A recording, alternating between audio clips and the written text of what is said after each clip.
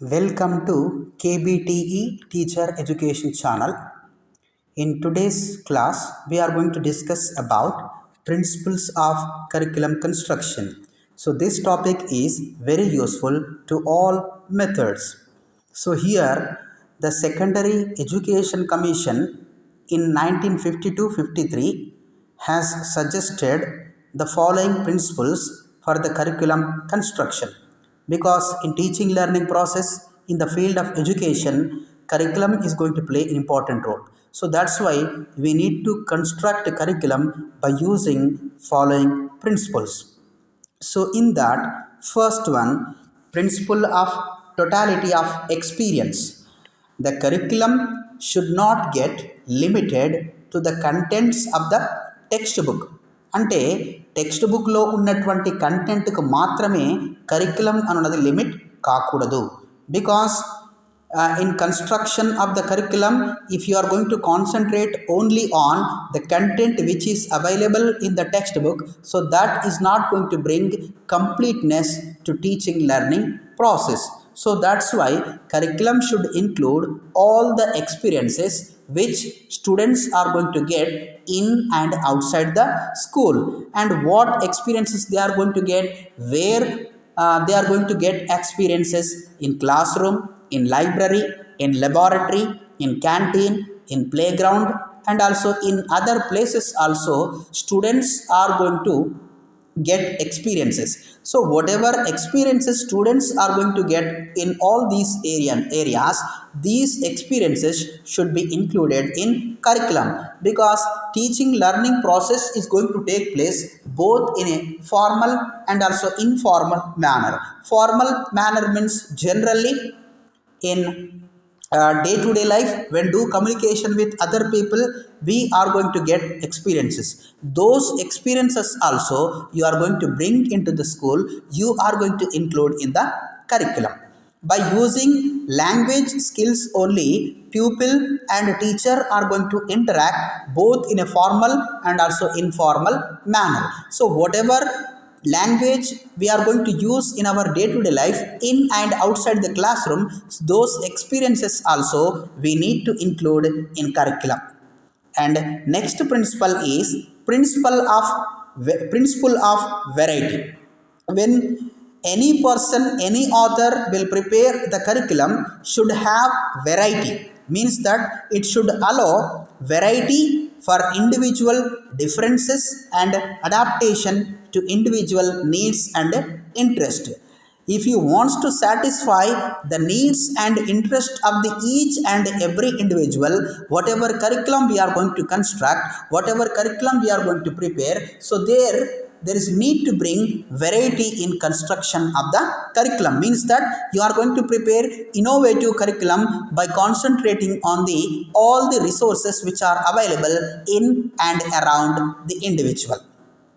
Here in English language teaching, there should be prose, poetry, supplementary reader, workbooks, manuals, and elements of language. So all these things you are going to include in the curriculum. So then only that area is going to be called as a curriculum. And next one is principle of elasticity or flexibility. The curriculum should not be rigid, means that the curriculum should not be always in a same manner. Depending upon the need and importance, depending upon the situation, there is need to change, there is need to bring change in curriculum.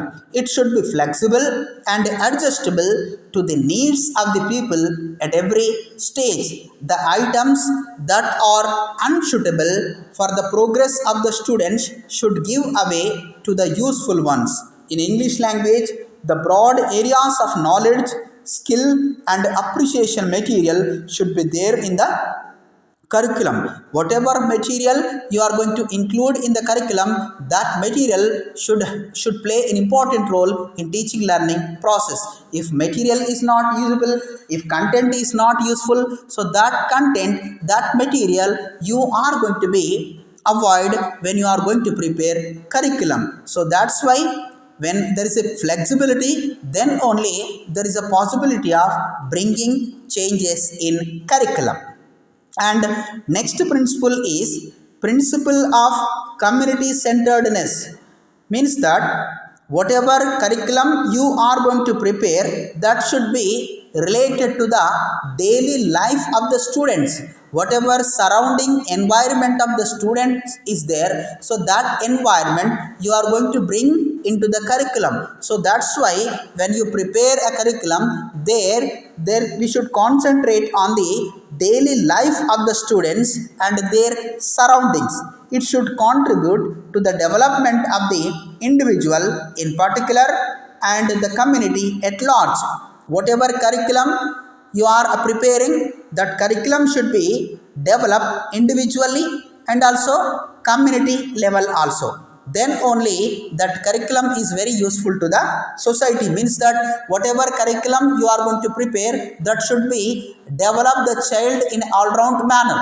For the purpose of all round development of the child, there is need to prepare curriculum in an innovative manner, in a creative manner, in a useful oriented manner.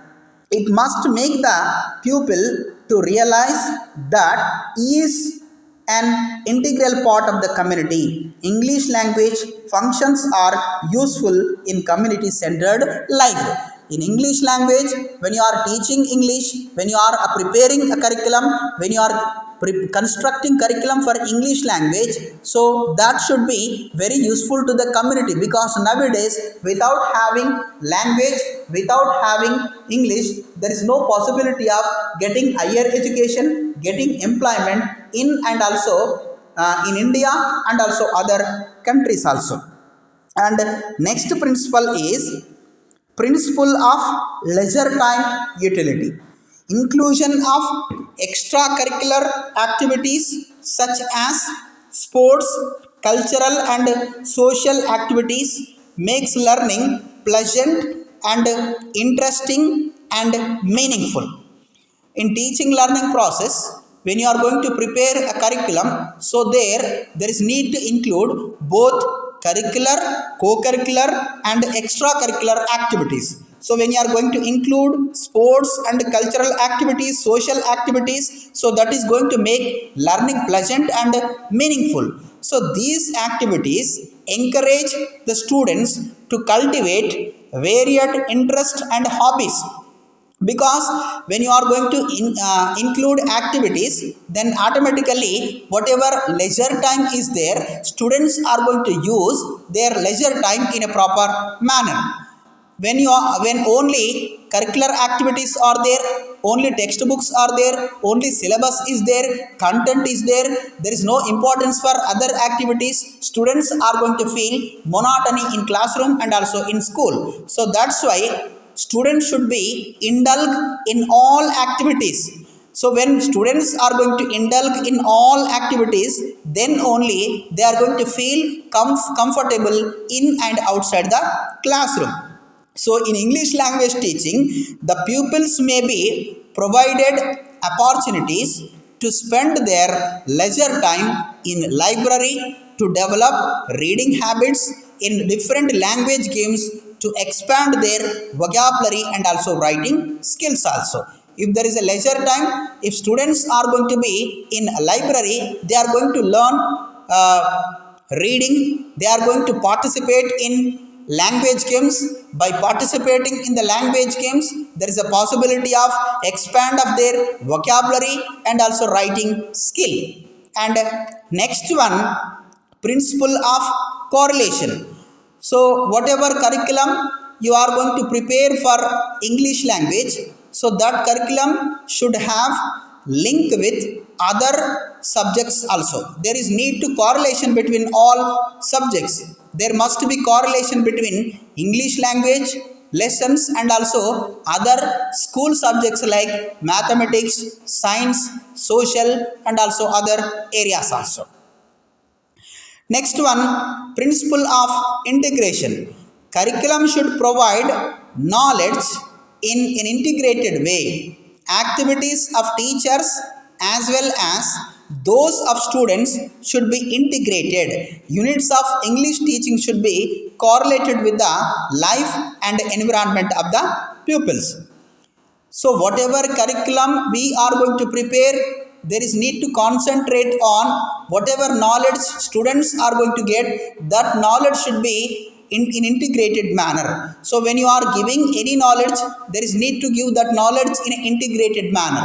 For that purpose, whatever activities teacher is going to conduct in and outside the classroom, there those activities should be integrated with other subjects also. And at the same time, whatever lessons you are going to include in curriculum, so those lessons are related to the life and environment of the pupil, means that whatever experiences pupil are going to get in their environment, so that environment you are going to include in the curriculum.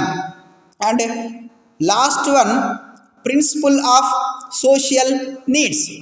The curriculum should be related to the needs of the society, because already you know that development of the society is going to depends upon development of the school. So whatever education you are going to give, whatever curriculum you are going to prepare, there is need to concentrate on the needs of the society. So when there is no relation with society to the syllabus or curriculum, students are not going to participate in teaching learning process, because that knowledge is not useful to the society. So that's why students are not going to participate in teaching learning process. To avoid that, whatever curriculum you are going to include, so that should be related to the society. Then only students are going to participate in teaching learning process, and they are going to learn and they are going to use that knowledge in their society. So these all are the principles of curriculum construction. By concentrating on these principles, when you prepare a curriculum, then that curriculum is very useful to the society, to the country, and also for the students also. Thank you.